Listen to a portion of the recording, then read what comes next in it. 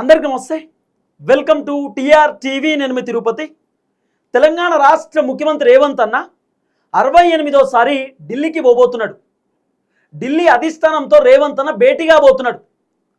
రేవంత్ అన్నకు 28 మంది కాంగ్రెస్ పార్టీకి సంబంధించినటువంటి ఎమ్మెల్యేలు షాక్ల మీద షాక్లు ఇస్తున్నారు. ఏం చేయాలో అర్థం కానటువంటి సిచ్యువేషన్లో రేవంత్ అన్న వ్యవహారం కనబడుతున్నది. ఇక రేవంత్ అన్న పైన సుమారు 28 మంది కాంగ్రెస్ పార్టీ ఎమ్మెల్యేలు అసంతృప్తితో ఉన్నారట, అసహనంతో ఉన్నారట, కోపంతో ఉన్నారట, బాధతో ఉన్నారట. ఏం చేయాలో ఎమ్మెల్యేలు కూడా అర్థమైతలేదు. రేవంత్ అన్నకు ఫోన్ చేస్తే రేవంత్ అన్న లేపడాట. రేవంత్ అన్న అపాయింట్మెంట్ తీసుకుంటే రేవంత్ అన్న కలవడు. రేవంత్ అన్న ఇంటికి పోతే రేవంత్ అన్న బయటకు వచ్చి నేను వేరే మీటింగ్ పోయేది ఉంది, అర్జెంట్ నాకు అపాయింట్మెంట్స్ ఉన్నాయి, అర్జెంట్ ఒక మీటింగ్ ఉన్నది, నేను పోతున్నా, వేరే వాళ్ళతో మాట్లాడేది ఉంది, సంతకాలు పెట్టేటివి ఉన్నాయని చెప్పి రేవంత్ అన్న ఎమ్మెల్యేలను కలవకుండా తప్పించుకునేటటువంటి కార్యక్రమం చేస్తున్నట. ఆఖరికి ఎమ్మెల్యేలు మంత్రుల దగ్గర పోయి మంత్రులను కలిస్తే, మంత్రులతో చెప్తే, మంత్రులకు వాళ్ళ బాధలు చెప్తే మంత్రులు కూడా పట్టించుకునే పరిస్థితి లేదు. ఇక మంత్రుల ఆఫీస్ పోతే మంత్రులు గంటలు ఎమ్మెల్యేలను బయట కూర్చోబెడుతురట. ఇక మంత్రులు కూడా ఫోన్లు ఎత్తలేరట. ఆఖరికి ఇంకో ట్విస్ట్ ఏంది తెలుసా? పార్టీ మారినటువంటి ఎమ్మెల్యేలు ఉన్నారు కదా, ఇప్పుడు సుమారు 9 మంది ఉన్నారు పార్టీ మారినటువంటి ఎమ్మెల్యేలు. 10 మంది ఉంటే గూడెం మైపాల్ రెడ్డి కాంగ్రెస్ పార్టీకి కాటేసి మళ్ళీ బీఆర్ఎస్ పార్టీలోకి వచ్చిండు. ఇప్పుడు మళ్ళీ పోచారం శ్రీనివాస్ రెడ్డి కూడా కాంగ్రెస్కి కాటేసి మళ్ళీ బీఆర్ఎస్ పార్టీలోకి వచ్చినటువంటి పరిస్థితి. ఆల్మోస్ట్ పోచారం శ్రీనివాస్ రెడ్డి బీఆర్ఎస్లో ఉన్నట్టే లెక్క. అయితే పోచారం శ్రీనివాస్ రెడ్డి నిన్ననో మొన్ననో ఒక మాట మాట్లాడింది, మీరు వినే ఉంటారు, నేను వినిపించిన ఆల్రెడీ. ముఖ్యమంత్రికి 22 సార్లు ఫోన్ చేసిన ఆయన ఫోన్ లేపాడు. ఆయన నిధులు ఇస్తా అని చెప్పి మాట ఇచ్చిండు, మాట తప్పిండు.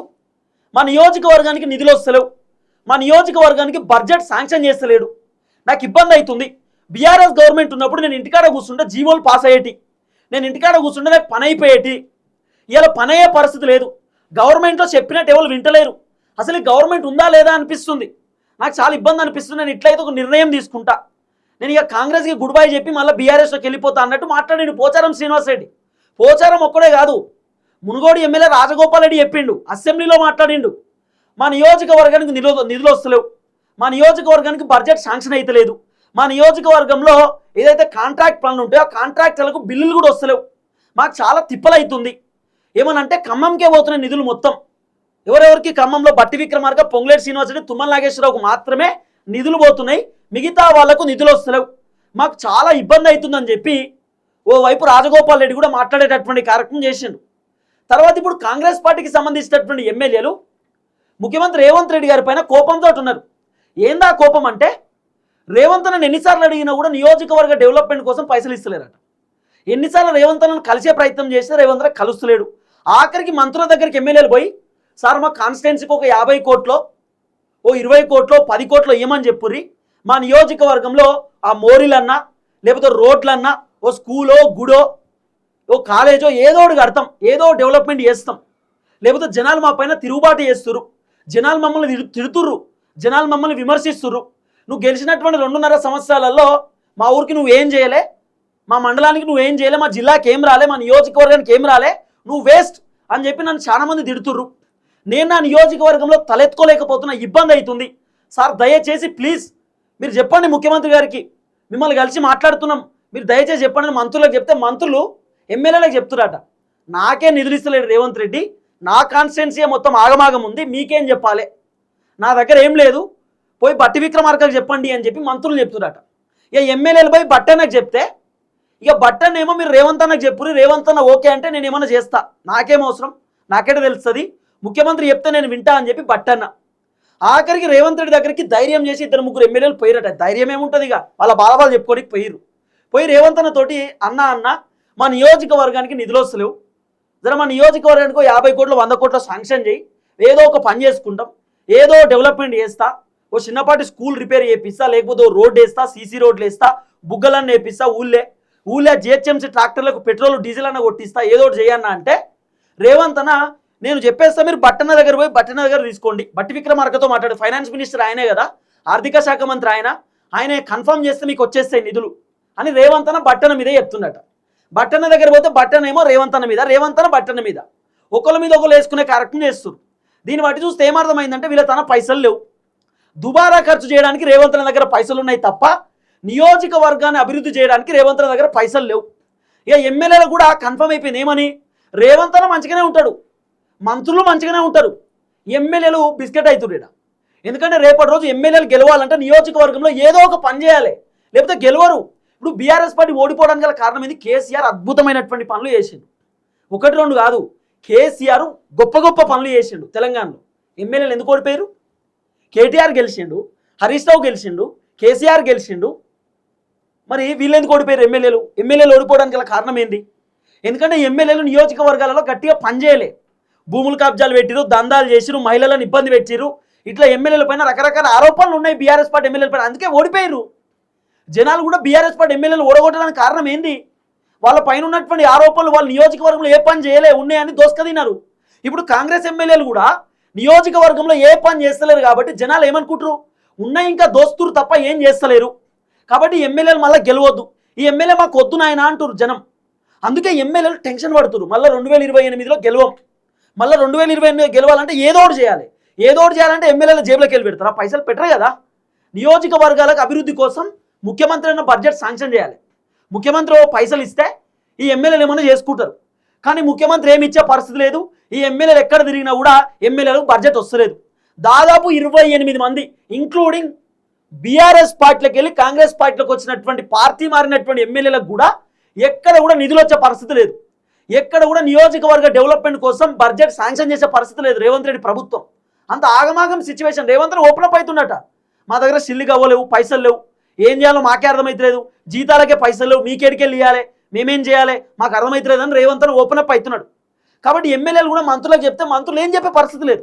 ఆఖరికి ఎమ్మెల్యేలే ఢిల్లీలో కంప్లైంట్ ఇచ్చిన అనేది వినబడుతున్న చర్చ, ఎమ్మెల్యేలే అధిష్టానానికి లేఖ రాసిరు అనేది వినబడుతున్న చర్చ, కొంతమంది ఎమ్మెల్యేలు మీనాక్షి నటరాజన్తో చెప్పిరు అనేది వినబడుతున్న చర్చ. రేవంత్ రెడ్డి దగ్గర పోతే రేవంత్ రెడ్డి పట్టించుకుంటలేడు, రేవంత్ రెడ్డి మమ్మల్ని డేక్తలేడు, రేవంత్ రెడ్డి అపాయింట్మెంట్ కోసం పోతే కలుస్తలేడు, మాకేమైనా బడ్జెట్ ఇరి నిధులు ఇరంటే ఇస్తలేరు, మా నియోజకవర్గంలో పెళ్లిలకు పోతే పెరెంటాలకు పోతే తిడుతురు జనం, మహిళలు తిడతారు. 2500 ఏమైనా మహిళలు అడుగుతారు కదా, బతుకమ్మ చీర ఏమైంది, లేకపోతే స్కూటీలు ఏమైనాయి, కళ్యాణలక్ష్మి ఏమైంది, తులం బంగారం ఏమైందని మహిళలు అడుగుతారు, ప్రశ్నిస్తారు. ఎమ్మెల్యేలు సమాధానం చెప్పలేక కారులోకి పారిపోతారు. తర్వాత వృద్ధులు కూడా 4000 రూపాయల పెన్షన్ ఏమైందని అడుగుతారు, వికలాంగులు 5000 పెన్షన్ 6000 పెన్షన్ ఏమన్నారు ఏమైందని చెప్పి అడుగుతారు, నిరుద్యోగులకు ఉద్యోగాలు అడుగుతారు, నిరుద్యోగులు నిరుద్యోగ వృత్తి అడుగుతారు. ఇప్పుడు అన్ని 6 గ్యారెంటీలు మేమే ఇస్తా అని చెప్పి కాంగ్రెస్ చెప్పినప్పుడు అడుగుతారు కదా ఖచ్చితంగా. ఇవన్నీ ఇవ్వాల్సినటువంటి బాధ్యత ఎమ్మెల్యేల పైన ఉంటుంది. ఎమ్మెల్యేలు ఏమో ఎన్నికల టైంలో నియోజకవర్గాలలో పోయి డైలాగ్ కొట్టుడు ఏమని, మీ స్కూల్ మంచిగా లేదు రిపేర్ చేపిస్తా, మీ ఊళ్ళో గుడి లేదు గుడి కట్టిస్తా, మీ ఊళ్ళో రోడ్ లేదు రోడ్ వేపిస్తా, మీ ఊళ్ళో అన్ని చేస్తా, మొత్తం భూకంపం బద్దలు కొడతా అని చెప్పి డైలాగులు వచ్చింది. ఇవాళ గెలిచినటువంటి ఎమ్మెల్యే ఏ ప్రచారంలో అయితే హామీలు ఇచ్చినా ఆ ఊరికి ఇప్పటిదాకా పోయే పరిస్థితి లేదు. ఎందుకంటే రేవంత్ ఏ నిధులు ఇవ్వనప్పుడు ఎమ్మెల్యేలు పోయి ఏం చేస్తారు? అందుకే సుమారు 28 మంది ఎమ్మెల్యేలు రేవంత్ రెడ్డి పైన కోపంతో ఉన్నారట. రేవంత్ రెడ్డి మాకు నిధులు ఇస్తలేడు, రేవంత్ రెడ్డి మాకు అసలు ఏం బడ్జెట్ శాంక్షన్ చేస్తలేడు, ఆయన వల్ల మాకు లాభం లేదు, ఆయన వల్ల ఇబ్బంది అవుతుంది, మమ్మల్ని పట్టించుకోలేడు అంటున్నాడు ఎమ్మెల్యేలు. దాదాపు 28 మంది రేవంత్ రెడ్డి పైన అసంతృప్తితో అసహనంతో కోపంతో ఉన్నారు అనేది వినబడుతున్న చర్చ. ఈ ఒక్క అంశమే కాదు, దీంట్లో ఇంకా ట్విస్ట్ ఏంది చెప్పనా, కొంతమంది ఎమ్మెల్యేలు రేవంత్ రెడ్డి పైన ఢిల్లీలో కంప్లైంట్ ఇచ్చారట.